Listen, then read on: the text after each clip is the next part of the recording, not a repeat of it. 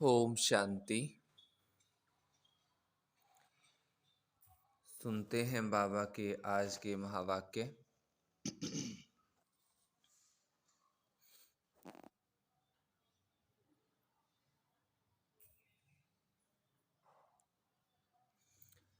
आज बाबा के 30 तारीख के महावाक्य हैं।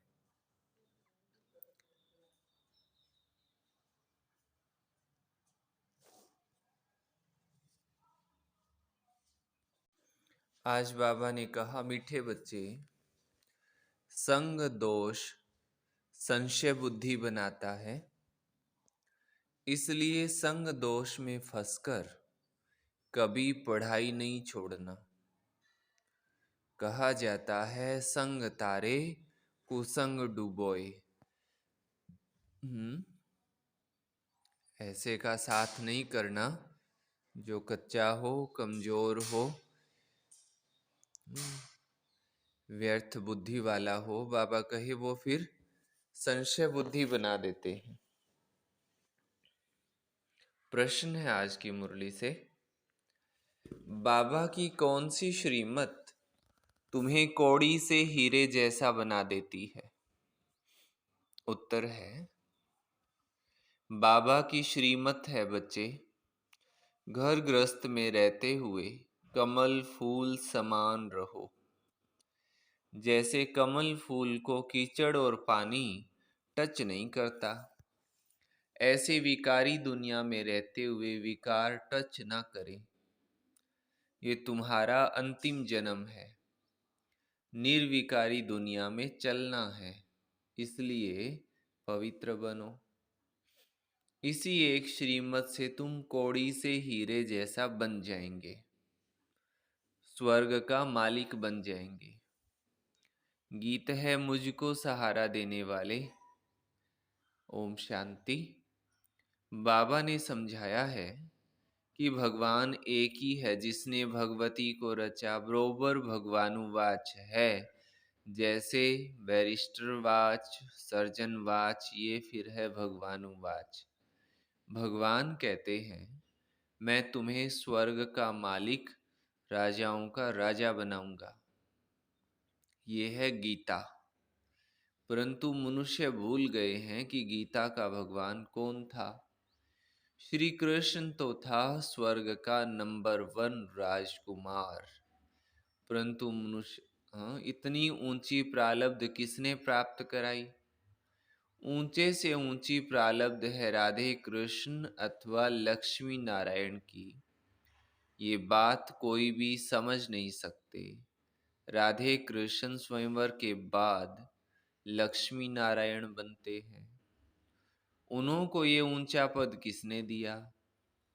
श्री कृष्ण कौन था, श्री नारायण कौन था, ये बातें तुम ही जानो।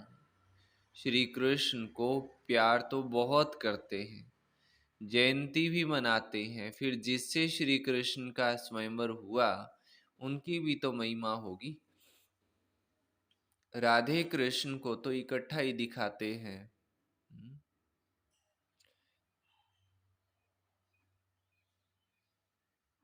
एक गीत है ना, श्री कृष्ण गोविंद हरे मुरारी, हे नाथ नारायण वासुदेवा। तो उसमें पूरा श्री कृष्ण के जीवन का चक्र दिखाया है। श्री कृष्ण को बहुत प्यार करते हैं। रचयिता एक निराकार को ही कहा जाता है, साकार को कभी क्रिएटर नहीं कहेंगे। निराकारी परम पिता परमात्मा कहते हैं, लक्ष्मी नारायण सतयुग शुरू में थे, अभी तो है कलयुग। यहाँ मनुष्य दुखी कंगाल हैं, राजा रानी तो है नहीं। स्वर्ग की तो बहुत महिमा है। कोई मरता है तो कहते हैं फलाना स्वर्गवासी हुआ। स्वर्ग याद आता है तो जरूर स्वर्ग कोई अच्छी चीज थी। नरक में जो मरते हैं उनको पुनर्जन्म जरूर नरक में ही लेना पड़े। जैसा कर्म करते हैं उस अनुसार यहाँ जन्म लेना पड़ता है। अब भगवान है निराकार ज्ञान का सागर, जिसको सभी मानते हैं, उनका यादगार मंदिर भी शिव का है। ब्रह्मा विष्णु शंकर का चित्र देंगे तो कहेंगे ये ब्रह्मा है, ये विष्णु है। भगवान ब्रह्मा व भगवान विष्णु नहीं कहेंगे, भगवान एक निराकार को ही कहेंगे, निराकार को कहेंगे, वो शिव ही है। अभी तुम बच्चे जानते हो, हम फिर से लक्ष्मी नारायण भगवान भगवती बन रहे हैं। किसके द्वारा? भगवान द्वारा, माना अपने पिता के द्वारा। रचयिता बाबा है, वो स्वर्ग का रचता एक बाबा है, वो स्वर्ग का रचयिता है। जरूर उसने प्रारब्ध दी है जो ये स्वर्ग का मालिक बने।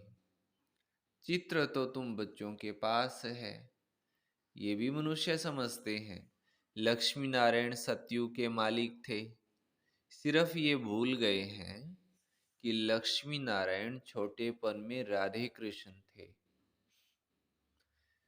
सतयुग में महाराजा महारानी थे, तो जरूर उन्हों का बचपन भी होगा। उन्हों की ये प्रारब्ध जरूर स्वर्ग के रचयिता ने बनाई होगी।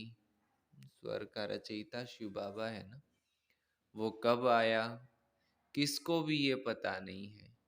शिव का लिंग तो है ना, लिंग मीन्स प्रतिमा तो है ना, अब वो शिव का बड़ा रूप करके रखा है। वास्तव में कोई इतना बड़ा तो है नहीं, वो तो सितारा है। उनका कोई चित्र तो समझ न सके, ये सिर्फ पूजा के लिए बड़ा चित्र बनाया है। तो ये देवी देवता धर्म किसने स्थापन किया? नाम चाहिए ना। क्रिश्चियन बौद्धि आदि सबको मालूम है कि हमारा धर्म फलाने ने स्थापन किया। उनका धर्म शास्त्र ये है। पहले पहले मुख्य बात ये है, इसलिए बाबा चित्र बनवाते, समझाने के लिए ही बनवाते हैं। आगे वाले चित्रों में कोई लिखत थोड़ी थी, ये तो समझाया है। स्वर्ग का रचयिता है परम पिता परमात्मा। स्वर्ग में है सदा सुख। क्या इतने सब मनुष्य वहां होंगे? झाड़ पहले छोटा होता है फिर बढ़ता जाता है। स्वर्ग में बहुत थोड़े होंगे, नरक में तो बहुत हैं। इतने हैं जो रहने कोई जगह नहीं है, मंजिल पर मंजिल बनाते जाते हैं। स्वर्ग में सिर्फ देवी देवताओं की राजधानी थी, ये और कोई नहीं जानते। कल की मुरली में ही बाबा ने कहा था ना, कल की मुरली में कहा कि परसों की मुरली में बाबा ने कहा, स्वर्ग में तुमको चलना है जहाँ कोई दुख नहीं होगा, सुख ही सुख होगा, है ना। ये 28 तारीख की मुरली में बाबा ने, परसों की मुरली में बोला। तो स्वर्ग में है सदा सुख। क्या इतने सब मनुष्य वहां होंगे? झाड़ पहले छोटा होता है फिर बढ़ता जाता है। स्वर्ग में बहुत थोड़े होंगे, नरक में बहुत हैं। स्वर्ग में सिर्फ देवी देवताओं की राजधानी थी, ये और कोई नहीं जानते हैं। पूछना चाहिए कि ये लक्ष्मी नारायण का पूछना चाहिए कि ये सृष्टि का चक्र कैसे फिरता है। 5000 वर्ष पहले बरोबर यहाँ लक्ष्मी नारायण का राज्य था, उसको स्वर्ग कहा जाता था, वो बीत गया है। नई दुनिया जो थी वो अब पुरानी नरक हो गई है। अच्छा फिर क्या होगा? फिर स्वर्ग आएगा। रात के बाद दिन, दिन के बाद रात, दुख के बाद सुख, सुख के बाद दुख। तो अब दुख धाम है, दुख धाम के बाद आएगा सुख धाम। तो बाबा कहते हैं भक्त याद करते हैं स्वर्ग व मुक्ति धाम को। क्यों याद करते हैं? क्योंकि यहाँ दुखी है। स्वर्ग में तो सदैव सुख होता है। बाबा थोड़े ही बच्चों को रच कर दुखी बनाएंगे, ये तो हो नहीं सकता। तुम जानते हो, सतयुग से त्रेता, द्वापर, कलयुग होना है। सतयुग का अंत, त्रेता के आदि का संगम कोई कल्याणकारी नहीं है। क्योंकि सतयुग में जो 16 कला संपूर्ण है वही देवी देवता फिर 14 कला बन जाते हैं, तो वो कल्याणकारी युग थोड़े ही हुआ। फिर त्रेता के अंत द्वापर युग के आदि का भी संगम हुआ, परंतु उसमें भी कलाएं कम होती हैं। सतो प्रधान से सतो रजो तमो में गिरते हैं, तमो प्रधान बनना ही है। तो इस समय सारी दुनिया दुखी है, इसको कहा जाता है अनाथों की दुनिया, है ना। नाथ, नाथ मीन्स रक्षक, परमात्मा, भगवान, साथी कोई किसी का नहीं है। कोई धनी धोनी नहीं है। बाबा कहते घर में माँ बाप नहीं होते हैं तो सभी आपस में लड़ने लग पड़ते हैं। तो कहा जाता है तुम तो निधन के हो, वो है हद की बात, अभी ये है बेहद की बात। सारी दुनिया का कोई धनी धोनी नहीं है, मनुष्य मनुष्य में लड़ते हैं, जानवर भी लड़ते हैं। कोई धनी धोनी नहीं है, धनी है बाबा रचयिता है। आजकल मनुष्य भी सब आपस में लड़ते रहते हैं। उनके आने से ही सब बच्चे धन के बन जाते हैं। बाबा बच्चों को शांति धाम और फिर सुख धाम में ले जाते हैं। पहले सतो प्रधान, फिर सतो रजो तमो। हर एक चीज ऐसे होती है। छोटे बच्चे भी सतो प्रधान है इसलिए प्रिय लगते हैं। वही बच्चे अगर शिक्षा नहीं मिलती है तो माँ बाप को तंग करने लग पड़ते हैं। तंग तो होते हैं ना, लड़ते झगड़ते बीमार हो पड़ते हैं। कोई को नुकसान पड़ता है तो ये भी दुख होता है। सतयुग में कोई भी दुखी नहीं होता है, वो है ही सुखधाम। बाबा बच्चों के लिए स्वर्ग रचते हैं, वहां सदैव सुख है। तुम जानते हो ये बेहद की दुनिया नई थी, अब पुरानी है। दिल्ली पुरानी और नई है ना, पुरानी अलग है, नई अलग है। नई दिल्ली कितनी अच्छी देखने में आती है। ऐसे नहीं कि पुराने को कोई उड़ा देंगे फिर रहेंगे नहीं, रहेंगे कहाँ। यहाँ नई पुरानी दोनों है, फिर ये पुरानी टूट करके नई बनेगी जिसको स्वर्ग कहा जाता है। दिल्ली को ही परिस्तान कहते हैं, इस समय है कब्रिस्तान। सतयुग में लक्ष्मी नारायण का राज्य था, दिल्ली परिस्तान थी, स्वर्ग थी। अब नरक है। बाबा खुद स्वर्ग का मालिक नहीं बनते हैं, बच्चों को बनाते हैं। तुम कहते हो बाबा हमको फिर से स्वर्ग का मालिक बना रहे हैं। इतने सब निश्चय बुद्धि हैं तो देख कर निश्चय बुद्धि बनना चाहिए। कोई लंदन देखकर आए और वर्णन करे तो ऐसे थोड़े ही कहेंगे कि हम देखेंगे तब मानेंगे कि लंदन है कि नहीं है। यहाँ तो इतने सब बच्चे कहते हैं हमको भगवान पढ़ाते हैं, तो झूठ तो नहीं बोल सकते। परंतु भाग्य में नहीं होगा तो बुद्धि में बैठेगा नहीं। हाँ? कोई कहते हैं भगवान किसने देखा है, देखा तो मनुष्य ने खुद के शरीर को भी नहीं है पूरा ढंग से, तो ऐसे थोड़े कहेंगे कि होता है कि नहीं होता है। ये बात तो है ना। अब खुद का फेफड़ा किसने देखा है, खुद की किडनी किसने देखी है, खुद की आंतें किसने देखी है, पर है तो सही ना। ना माने तो चाहे ना माने, लेकिन है तो सही। है तभी तो चल रहा है इतना बड़ा शरीर, तो जरूर भगवान है तभी तो दुनिया चल रही है। तो बाबा कहते हैं तो बुद्धि में जिनके भाग्य में नहीं होगा वो कहेंगे जब तक हम भगवान को देख ना लें तब तक मानेंगे नहीं। अब मानते, अब देखा तो हमने भी उनके दिमाग को नहीं है, तो इसका मतलब ये समझे उनमें दिमाग ही नहीं है ना। बाबा कहते हैं इसमें छोड़ना कुछ भी नहीं है, ये है अंतिम जन्म। ग्रस्त व्यवहार में रहते कमल फूल समान पवित्र रहना है, ये है मृत्युलोक, वो है सतयुग, है अमरलोक। गाया जाता है संपूर्ण निर्विकारी दुनिया, वहां विकार होता नहीं है, तो मानना चाहिए ना। बरोबर देवताओं की महिमा भी करते हैं, सर्वगुण संपन्न। वो था ही निर्विकारी संसार। अच्छा, बच्चे तो पैदा होते होंगे, जरूर कोई युक्ति होगी, विकार से नहीं होते हैं। वहाँ ये विष होता नहीं है। यहाँ है संपूर्ण विकारी और वहाँ है संपूर्ण पावन। यथा राजा रानी तथा प्रजा, इसमें तुमको संशय क्यों पड़ता है?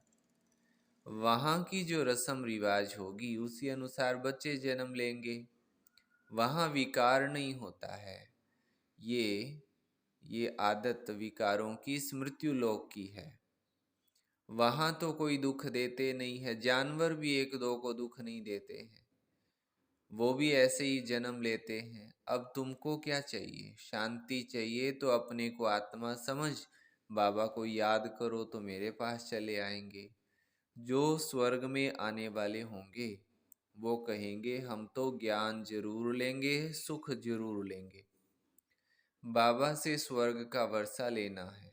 तुम जानते हो हम बेहद के बाबा से बेहद का वर्षा ले रहे हैं, बाबा की श्रीमत पर चल रहे हैं।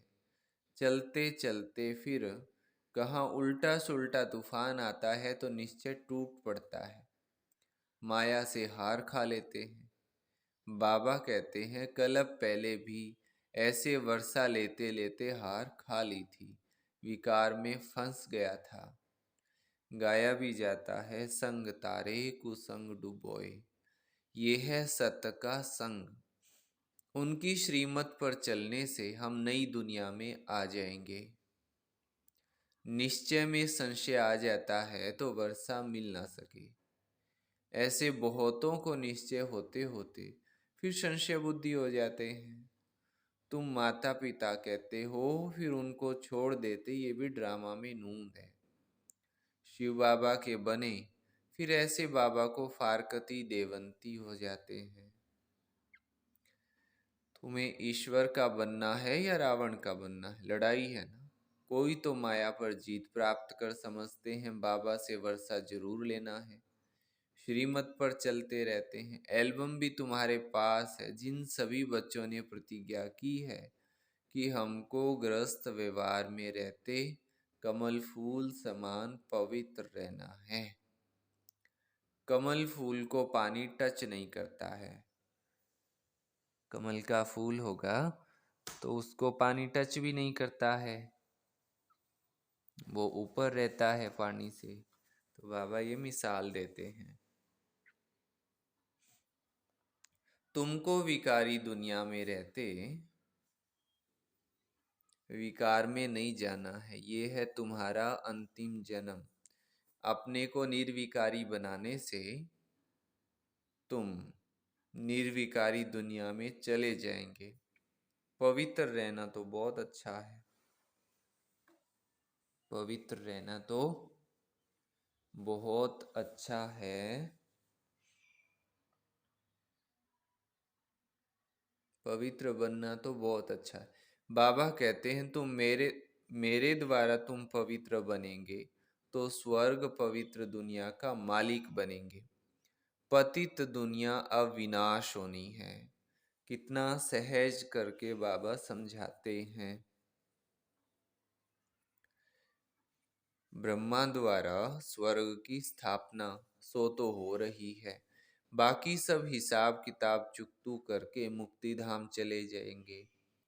सतयुग में तुमको सच्चा सुख मिलता है। वैकुंठ का नाम तो मशहूर है, बरोबर लक्ष्मी नारायण का राज्य था। मनुष्यों को तो कुछ भी पता नहीं है। सन्यासी खुद निर्विकारी बनते हैं तो विकारी लोग उनकी पूजा करते हैं। विकारी आत्मा बनती है, परमात्मा नहीं बनते हैं। वो समझते हैं हम निर्विकारी बन परमात्मा बन जाते हैं। तो भी दो चीज तो है ना, आत्मा और परमात्मा। विकारी को तो परमात्मा नहीं कहा जाता। वो समझते हम निर्विकारी बन परमात्मा बन जाते हैं। बाबा कहते ऐसे तो हो नहीं सकता, कोई भी मिल नहीं सकता। मैं आकर सबको वापस ले जाऊंगा। निशानी भी है ना, महाभारी लड़ाई। बच्चों को राजयोग सिखा रहा हूँ। महाभारी लड़ाई है तो भगवान भी जरूर होना चाहिए, जो सभी झंझटों को हटा करके सभी के झगड़े खत्म कर दे। सर्वशक्तिवान तो बाबा है ना। कहते हैं, अगर तुम मेरी श्रीमत पर चलेंगे तो मैं तुमको स्वर्ग का मालिक बनाऊंगा। कलप कलप तुम मेरी श्रीमत से ऐसे बनेंगे। आधा कलप बाद जब मेरी मत पूरी हो तब आसुरी मत शुरू होती है।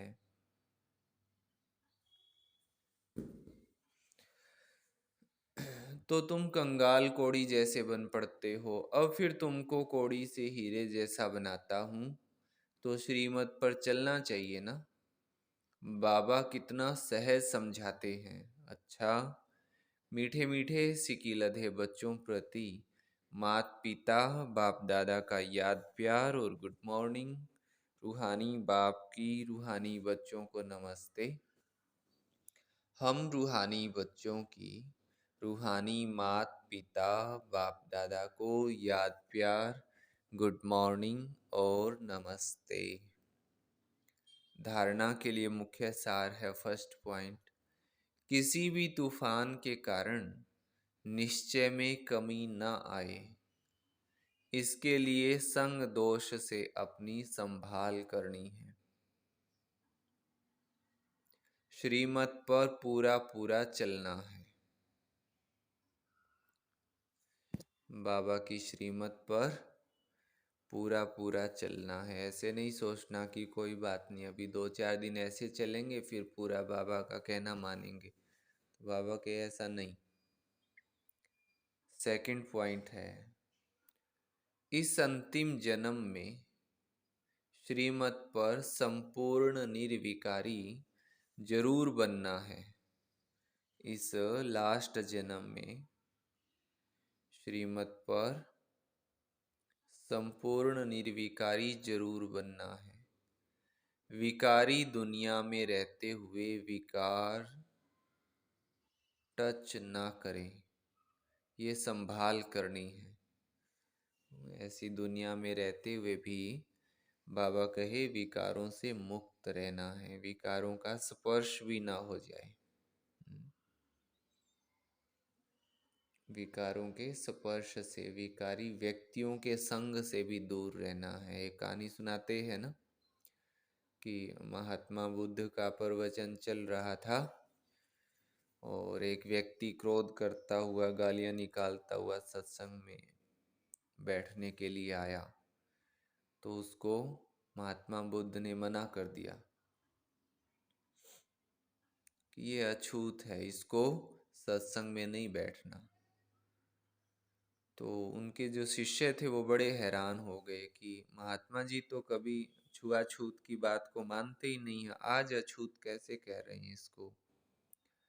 तो उन्होंने प्रार्थना की कि प्रभु हमें इसका अर्थ स्पष्ट कीजिए, ये अछूत कैसे है, आप तो अछूत मानते नहीं हैं। तो उन्होंने बताया कि जिस व्यक्ति के अंदर वासनाएं हैं, विकार हैं, क्रोध ईर्ष्या द्वेष घृणा है, वो व्यक्ति अछूत है। उस व्यक्ति की तो ना शक्ल देखनी चाहिए, ना उसका संग करना चाहिए। ऐसे व्यक्ति को अलग कर देना चाहिए ताकि उसको महसूस हो और वो प्रायश्चित कर सके।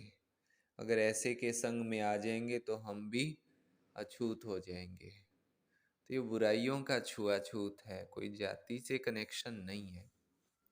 तो बाबा कहे इससे तो संभाल करनी है। वरदान दिया बाबा ने, अपने हर कर्म द्वारा दिव्यता की अनुभूति कराने वाले दिव्य जीवनधारी भव। बाप दादा ने हर एक बच्चे को दिव्य जीवन अर्थात दिव्य संकल्प, दिव्य बोल, दिव्य कर्म करने वाली दिव्य मूर्तियां बनाया है। दिव्यता संगमयुगी ब्राह्मणों का श्रेष्ठ श्रृंगार है।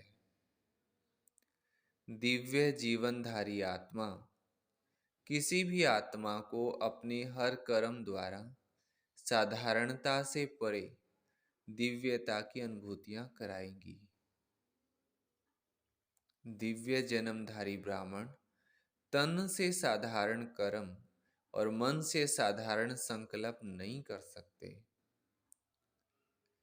वो धन को भी साधारण रीति से कार्य में नहीं लगा सकते। स्लोगन है,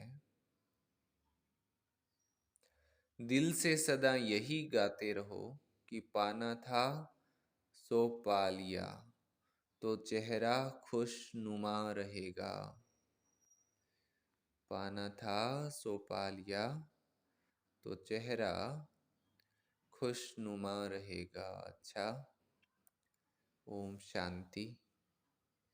ये थे बाबा के आज के 30 तारीख के विशेष महावाक्य। अभी आज की मुरली के मुख्य पॉइंट सुनते हैं। आज की मुरली से मुख्य पॉइंट्स। आज बाबा ने बच्चों को सावधानी देते हुए कहा कि संग दोष से अपना बचाव करना है। संग दोष से बच्चों में संशय पैदा होता है और इसके कारण वह पढ़ाई भी छोड़ देते हैं। तो बाबा ने कहा कि संग दोष में नहीं आना है, अपना बचाव रखना है और कभी भी संग दोष में आकर पढ़ाई नहीं छोड़नी है और संग से बचने के लिए एक बाप के संग में रहना है। फिर बाबा ने श्रीमत देते हुए कहा कि हर एक बच्चे को घर गृहस्थ में रहते हुए कमल फूल समान रहना है। जैसे कमल का फूल कीचड़ में रहते हुए कीचड़ उसको टच नहीं करता, ऐसे ही हम बच्चे इस विकारी दुनिया में रहते हुए विकार हमको टच ना करे, ऐसा बनना है। बाबा कहते कि इस एक श्रीमत से हर एक बच्चा कौड़ी से हीरा जैसा बन जाएगा, स्वर्ग का मालिक बन जाएगा। फिर बाबा ने कहा कि यह है अंतिम जन्म, इसके बाद तो हर एक बच्चे को निर्विकारी दुनिया में चलना है, इसलिए हर एक बच्चे को पवित्र जरूर बनना है। फिर बाबा ने कहा कि निश्चय बुद्धि बन के रहना है। बाबा कहते कि संचय में नहीं आना है, संचय में आने से पढ़ाई भी छूट जाती है तो वर्षा भी नहीं ले सकते। तो बाबा कहते कि निश्चय बुद्धि बन के रहना है और फिर बाबा से पूरा पूरा वर्षा लेना है। आज का वरदान, अपने हर कर्म द्वारा दिव्यता की अनुभूति कराने वाले दिव्य जीवनधारी भव। आज का स्लोगन, दिल से सदा यही गाते रहो कि पाना था सो पा लिया, तो चेहरा खुशनुमा रहेगा। अच्छा, ओम शांति।